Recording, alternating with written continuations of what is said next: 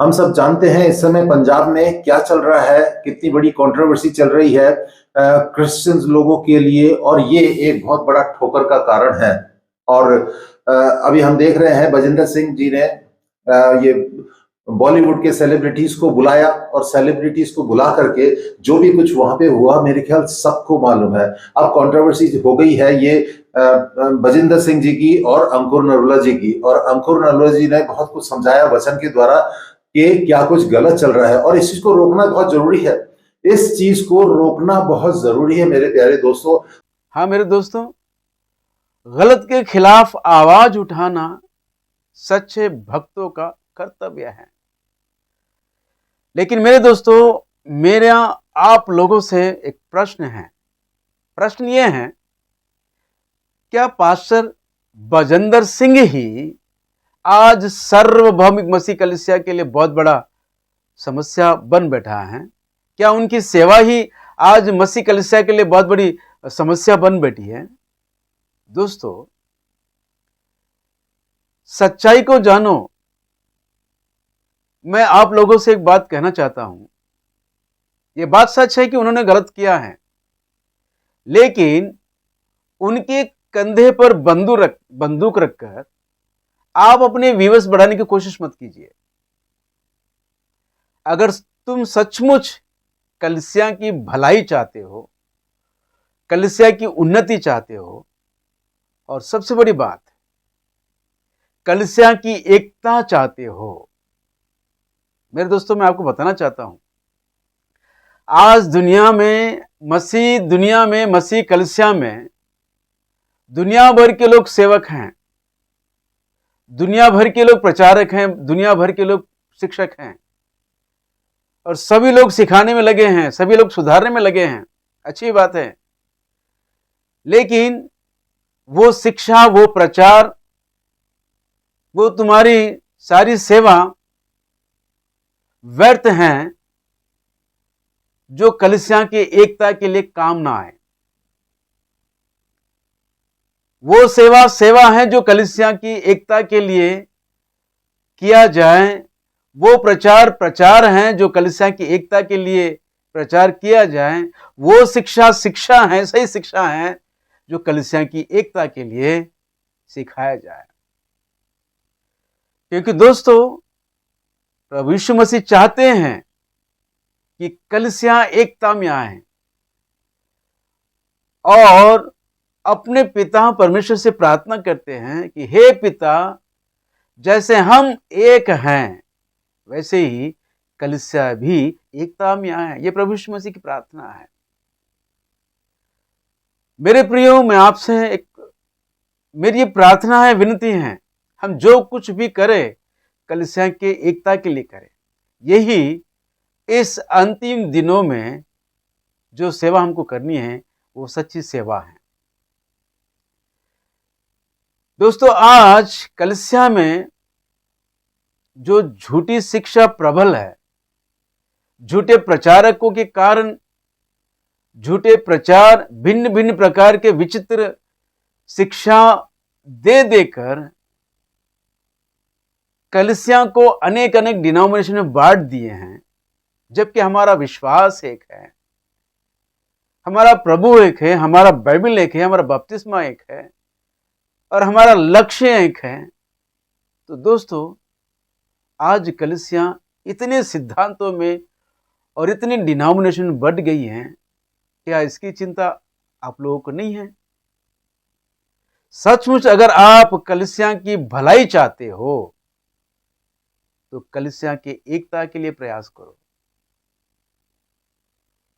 दोस्तों, कलीसिया के उन्नति के लिए, कलीसिया के बनाने के लिए, कलीसिया को बनाने के लिए 5 तरह के काम वाले नियुक्त हैं।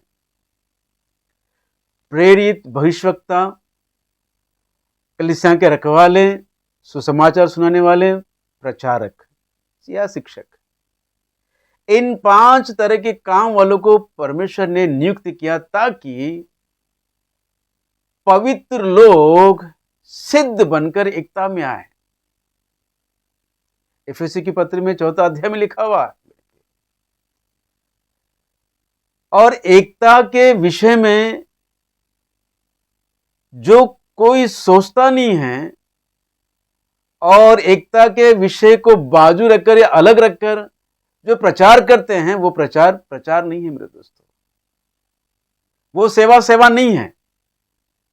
दोस्तों, प्रभु यीशु मसीह चाहते हैं कि कलीसिया एकता में आए। वो विश्वास जो सबका एक जैसे होना चाहिए, वो विश्वास आज पूरी तरह बिखर गई है। सार्वभौमिक मसीह कलीसिया का जो विश्वास एक जैसा होना चाहिए था, हर विषय में, शिक्षा के विषय में प्रभु यीशु मसीह को लेकर लोगों का अलग अलग विचार हैं, बपतिस्मा को लेकर लोगों का अलग अलग विषय हैं, विश्वास हैं।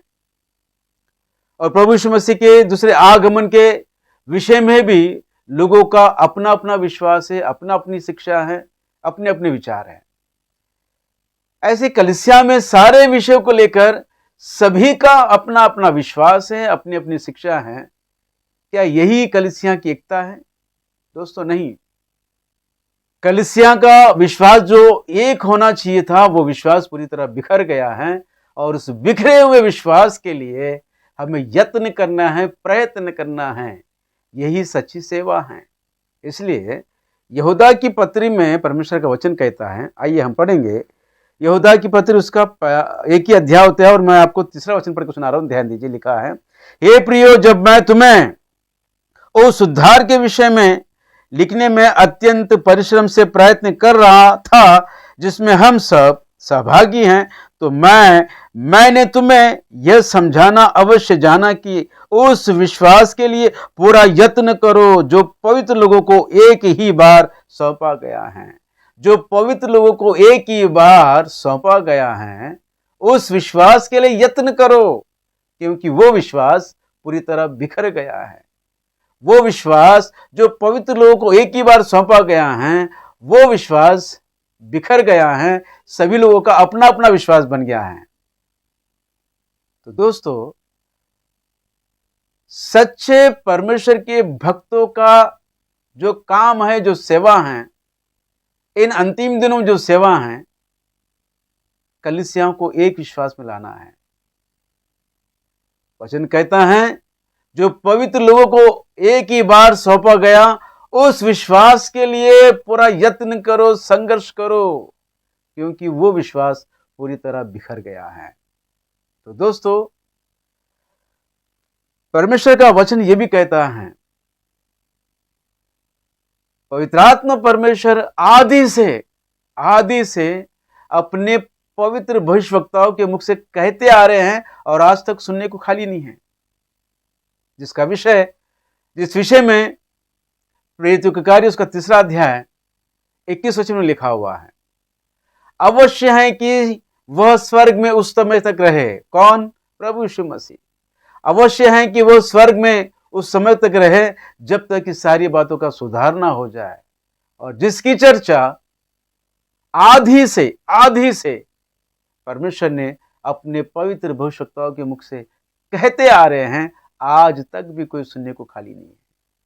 दोस्तों, मेरी आप सबों से विनती है, प्रार्थना है, छोड़ो ये सब नौटंकी। दूसरों के कंधों पर बंदूक रखकर अपने व्यूअर्स बढ़ाने की जो कोशिश तुम कर रहे हैं, इसका लेखा आपको देना पड़ेगा।